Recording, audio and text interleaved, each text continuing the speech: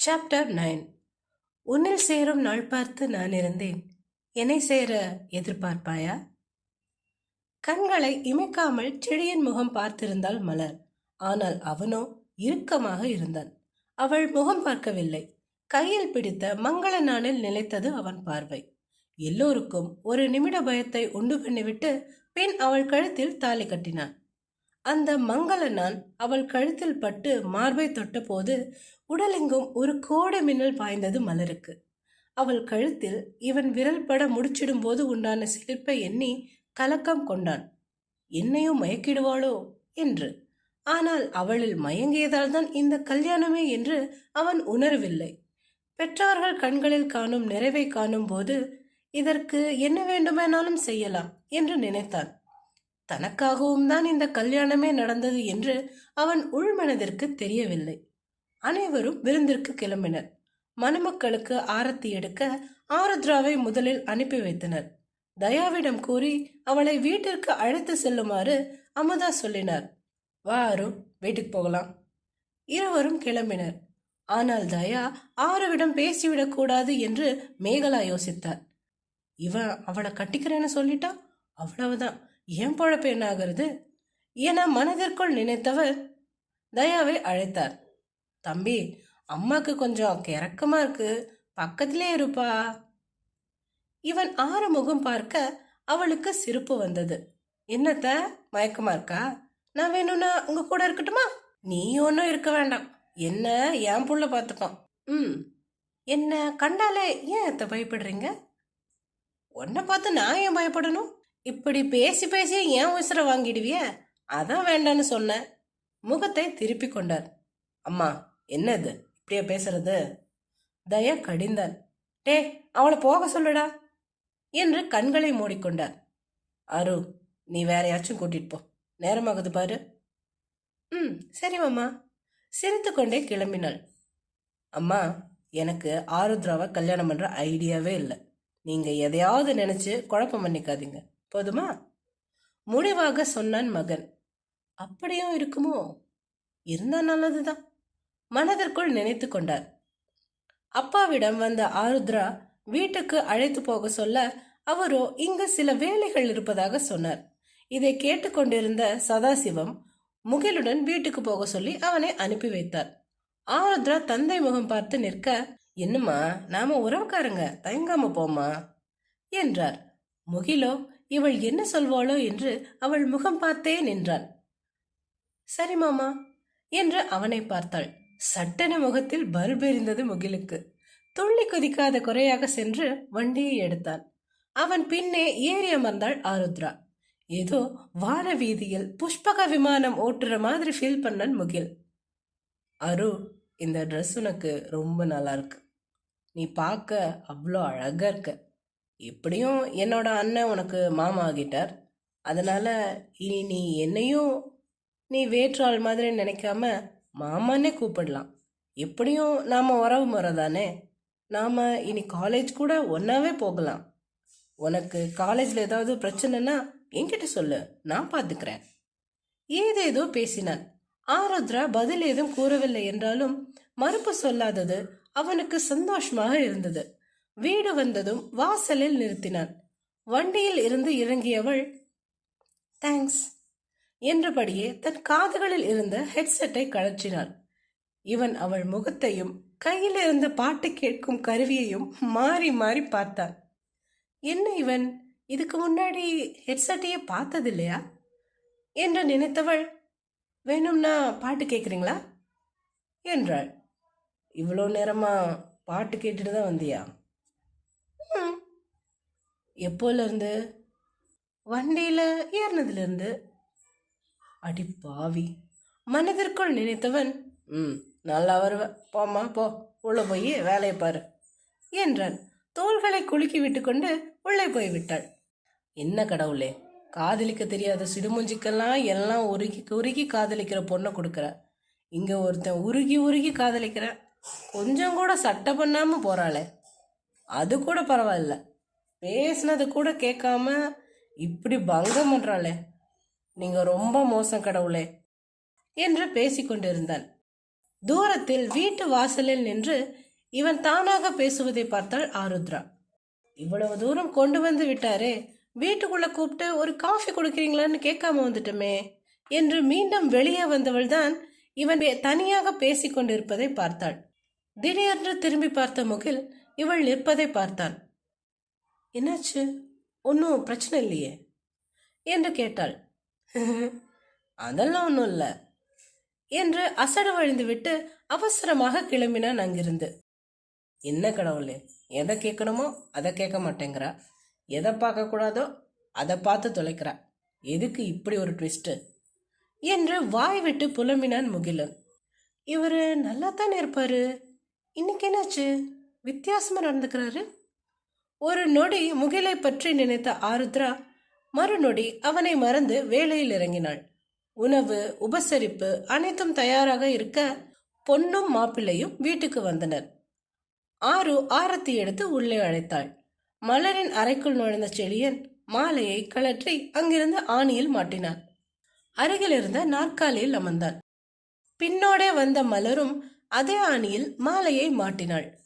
தண்ணீர் எடுத்து அவனிடம் தந்தாள். அதை வாங்கி மேஜை மீது வைத்தவன் அவன் மொபைல் போனை பார்த்து கொண்டு இருந்தான். சற்று நேரம் நின்று பார்த்தவள் பிறகு தானும் ஓரமாக சென்று அமர்ந்தாள். சிறிது நேரத்தில் இவர்களை சாப்பிட அழைத்தனர்.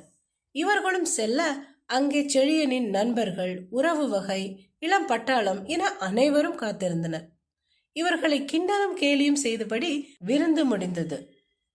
அனைவரும் ஆசுவாசமாக அமர்ந்திருக்க மலர் அவள் தோழிகளுடனும் செழியன் அவன் தோழர்களுடனும் தனித்தனியே அமர்ந்திருந்தனர். இதை பார்த்த முகில், என்னடா இப்படி புருஷன் பொண்டாட்டிய கல்யாணம் ஆன முதல் நாளே பிரிச்சு வச்சிட்டீங்க என்று கேட்டான்.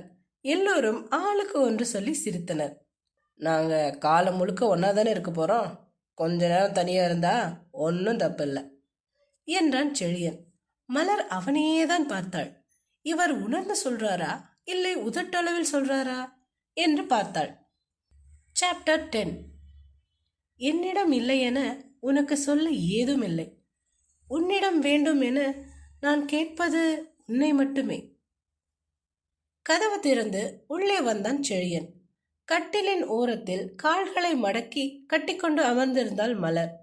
மெல்லிய வெண்பட்டு சேலை, அதற்கு மாம்பழ வண்ணத்தில் டிசைனர் பிளவுஸ், தலையிலிருந்து தோளில் வழியும் மல்லிகை சரம், லேசாக கூட ஒப்பனை இல்லாமல் கழுவி துடைக்கப்பட்ட முகத்தில் அளவான பொட்டும் பக்கெட்டில் புதிதாய் வைத்திருந்த குங்குமமும், கழுத்தில் காலையில் கட்டப்பட்ட ஈரம் காயாத மஞ்சள் கயிறு, அதனுடன் ஒரு நீண்ட செயின், கைகளில் மாம்பழ நிற வளையல்கள், காலில் புதிய மெட்டியும் மெல்லிய கொலுசும்.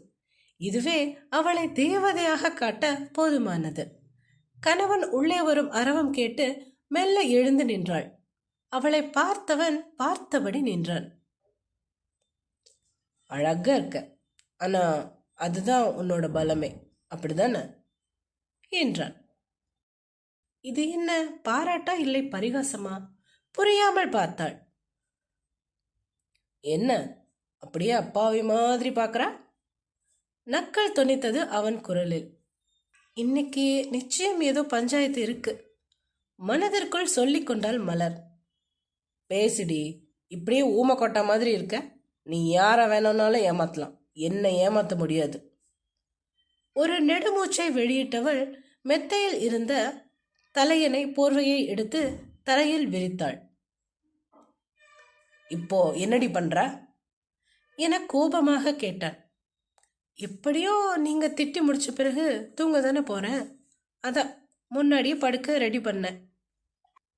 அவன் முகம் பாராமல் காரியத்தில் கண்ணாக பேசினாள். என்னடி ரொம்ப தெளிவா பிளான் பண்ணி காரியம் சாதிச்சுட்டு திமிர்ல பேசுறியா? ஆமாங்க, உங்க சொத்தெல்லாம் என் பேர்ல எழுதி வாங்கிட்டேன் பாருங்க, அந்த திமிர் தான். பதில் சொன்னவாறே கீழே படுக்க போனாள். ஆமா, எதுக்கு கீழே படுக்கிற? வேற என்ன பண்ண சொல்றீங்க? மேலேயே படு, இது உன்னோட வீடு, ஓமத்த, அதனால மேலேயே படு. உங்களுக்கு தான் என்ன பிடிக்காதே. உன்னைத்தான் மேலே படுக்க சொன்னேன், நான் கீழே படுத்துக்கிறேன். அப்போ நாளைக்கு உங்க வீட்டுக்கு போனதும் நான் கீழே படுக்கணும்? நீங்க மேல படுத்துக்குங்க, அப்படித்தானே? அவன் பேசவில்லை. மாறாக அவள் முகத்தை தான் பார்த்தான். நீ நல்லவளாகவே இருந்திருக்க கூடாதா? மனம் அரட்டியது அவனுக்கு. ஆமா. அப்புறம் எதுக்கு இந்த கல்யாணம்? நான் அங்கேயே இருந்திருப்பேன். நீங்க உங்க வீட்லயே இருந்துக்க வேண்டியது தானே? முகத்திற்கு நேராக கேட்டாள். உன்னை நான் கல்யாணம் பண்ணலன்னா யாராவது ஒரு அப்பாவி கல்யாணம் பண்ணிப்பான். பாவம், உன்னை பத்தி தெரியாமலே உன் கூட வாழ்ந்து ஏமாளியே செத்துருப்பான்.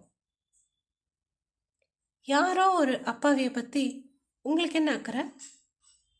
ஏன்னா உன்னோட சுயரூபம் எனக்கு மட்டும்தான் தெரியும்.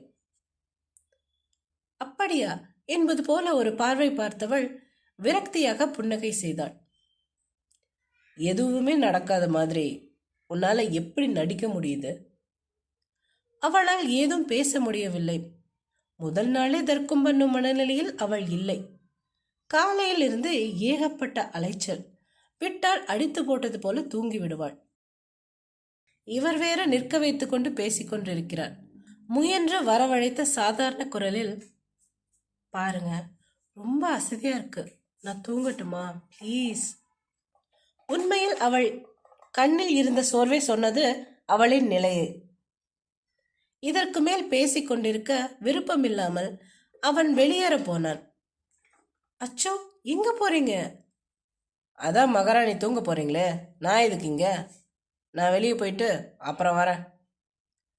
ஏங்க, வீட்டில் உள்ளவங்க பார்த்தா என்ன நினைப்பாங்க? பேசாம வந்து படுங்க, இல்ல இப்படி பேசிட்டே இருங்க. ஆனா எதுவா இருந்தாலும் உள்ளேயே பண்ணுங்க ப்ளீஸ். அப்படியே திரும்பி வந்தான். மெத்தையை கை காட்டினாள். மேலேயே படுங்க, எனக்கு கீழே படுத்து பழக்கம்தான். என்னால இங்க படுக்க முடியும். ஏற்கனவே உங்களுக்கு புது இடம், தூக்கம் வராது. இதில் கீழே படுக்க முடியாது. வந்து படுங்க. மெதுவாக எடுத்து சொன்னாள். அவனுக்குமே அசதியாகத்தான் இருந்தது. சரி என்று படுத்து விட்டான். அவனுக்கு கீழே சேலையை சரி செய்தபடி படுத்து கொண்டாள் மலர். சிறிது நேரம் சென்றிருக்கும். அறையில் இருவரின் சீரான மூச்சு காற்றும் அவர்கள் உறக்கத்தை சொன்னது. அசதே ஓய்வு எல்லாம் உடலுக்குத்தான் போலும், மனதிற்கும் மூளைக்கும் இல்லை. அவ என்ன நல்லா ஏமாத்திட்டாடா. டேய், உன் வயசுக்கு நீ அந்த பொண்ணை விரும்புறதே தப்பு. இதுல ஏமாத்திட்டான்னு வந்து சொல்ற, ரொம்ப தப்புடா. சின்ன பொண்ணுடா அவ. இல்லடா, அவ என்ன காதலிக்கிறதா சொன்னாடா. இப்போ இல்லைன்னு சொல்லிட்டாடா. இனிமே நான் உயிரோட இருந்து என்ன செய்ய போறேன்? டேய், முட்டாள் மாதிரி பேசாத. இது ஏதோ வயசு கோளாறுல பேசுற பேச்சு. கொஞ்ச நாள் ஆனால் சரியாகிடும். நீ போய் நிம்மதியாக தூங்கு.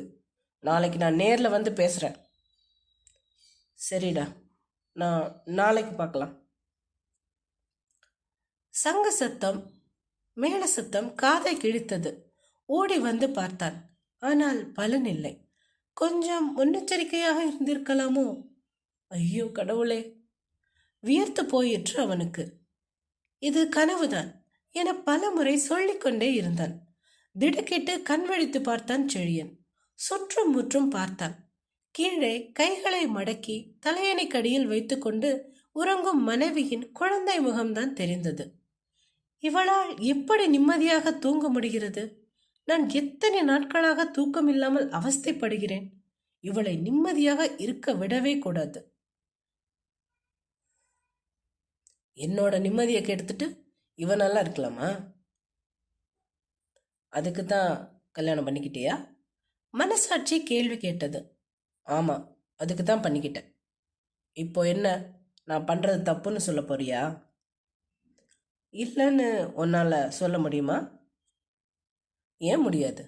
மனசாட்சி இல்லாமல் ஒரு உயிரை பறிச்சுட்டு இப்போ இவ கல்யாணம் பண்ணிக்கல, நான் இவளை பழிவாங்க கல்யாணம் பண்ணிக்கிட்டேன். இதுதான் சரி. தனக்குத்தானே சமாதானம் சொல்லிக் கொண்டான். சற்று நேரம் அவள் முகத்தையே பார்த்து கொண்டு இருந்தவன் தன்னை மறந்து தூங்கலானான்.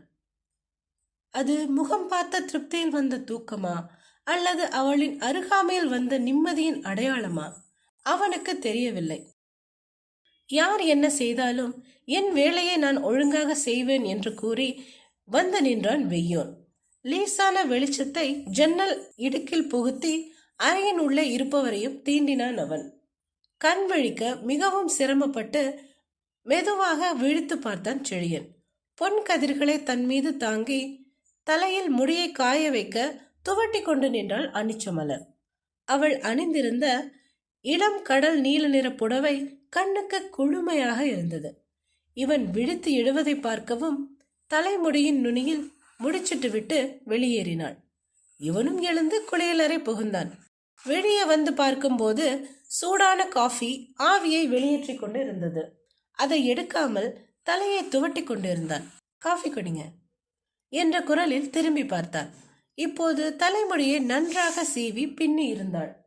இவளுக்கு மட்டும் எப்படி இவ்வளவு நீல முடி என்று நினைத்தான். அவள் நெற்றியில் புதிதாய் குங்குமம் வைத்திருப்பது அதீத அழகை தந்தது. கையகல மல்லி மட்டுமே இருந்தது தலையில். தன்னை மறந்து அவளை ரசித்து பார்த்தான். இப்படி அவளை ஒவ்வொரு பாகமா ரசிச்சா அப்புறம் எப்படி பழி வாங்குவ? மனசாட்சி மறுபடியும் கேள்வி கேட்டது. அட கேள்வி நாயகனே, ஏண்டா இப்படி கேள்வி கேட்கிற, போடா என அதை விரட்டினான். அவன் இன்னும் காஃபி எடுக்காமல் இருக்கவும் அப்படியே நின்றாள் மலர். என்ன என்றான் கோபமாக. அந்த கோபம் தன்னை மறந்து அவளை ரசித்ததுக்கும் தான். இல்ல, இன்னும் காஃபி குடிக்கலையே, டீ கொண்டு வரவா? ஏன் உங்க வீட்டில் காஃபி டீ ஒரே நேரத்தில் குடிப்பீங்களா என்ன? அவன் நக்கல் பேச்சு புரிந்தது மலருக்கு. அத எங்க அப்பா கிட்ட கேட்டுக்கோங்க, வர சொல்றேன். இடக்காக பதில் சொல்லிவிட்டு வெளியேற போனாள். சட்டென அவள் கை பிடித்து இழுத்தான். அதில் அவன் மீது வந்து மோதி நின்றாள். பிடித்தபடி விடாமல் சுவரோரம் சாய்த்து அவளை இமைக்காமல் பார்த்தான். இப்போது அவள் உடலில் அதே மென்மை, முன்பு ஒருமுறை தொட்டபோது உணர்ந்த அதே மென்மை அப்படியே இருந்தது. என்னடி உங்க அப்பா பேரை சொல்லி என்ன மடக்க பாக்குறியா? அப்படியே மடக்கிட்டாலும் கொட்டி முகத்தை பக்கவாட்டில் திருப்பினாள். இன்னும் அவன் கையை விடாத நிலையில் மூச்சு காற்று முகத்தில் பட பேசியவனை ஓர விழியால் பார்த்தாள். அவனும் அவளையே பார்த்து நிற்க தலையை திருப்பி கழுத்தை தூக்கி விழி உயர்த்தி அவள் பார்க்க அடித்த அழகை அவன் மனம் படம் பிடிக்கத்தான் செய்தது. நீ ஆட்டக்காரி தானே, அதான் இப்படி கண்ணிலேயே ஆளை கவுக்க பார்க்குற அப்படின்னு நான் சொன்னேன்னா, அப்போ எதுக்குடி இப்படி முழுங்குற மாதிரி பார்க்குற? நீங்க பிறந்து வளர்ந்தீங்களா இல்லை வளர்ந்து பிறந்தீங்களான்னு பார்த்தேன். என்ன? அவனுக்கு கோபம் வந்தது. ஒன்றும் இல்லை சாமி, நான் போறேன், கையை விடுங்க. சீக்கிரம் கிளம்பு, வீட்டுக்கு போனோம். தலையசைத்தாள். ஆனால் அங்கிருந்து நகரவில்லை. எங்கே நகருவது? அவன் விட்டால் தானே. வம்படியாக பிடித்து வைத்துக் கொண்டு பேசுபவனிடமிருந்து நகர அவளுக்கும் மனமில்லை. வெறுக்கும் உன்னையே மனமாற ரசிக்கிறேன், விரும்பிவிட்டால் உயிராக இருப்பேன்.